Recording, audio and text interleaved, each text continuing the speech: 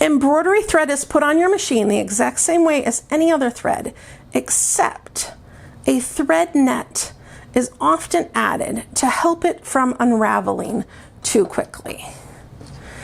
A thread net is absolutely needed if you are using metallic thread, as it unravels so quickly, you just gotta use one.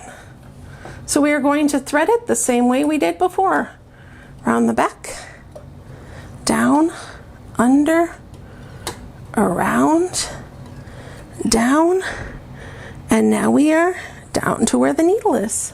Threading your embroidery machine works the exact same way as threading a regular machine. When you started threading, your needle was up and your presser foot was up.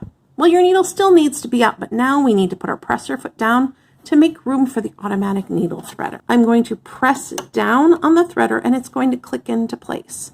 Now I'm going to take my finger behind here and just give it a quick press to make sure it's all the way engaged through the needle eye. We're then going to take our thread. I'm going to pop it underneath this hook here. Then it's going to go underneath the hook in the eye and this little hook past it. I'm going to draw it up and cut it off at the thread cutter on the inside edge. Now I'm going to pick up and it will pull a small loop through the back. All we have to do is grab that loop and pull it through.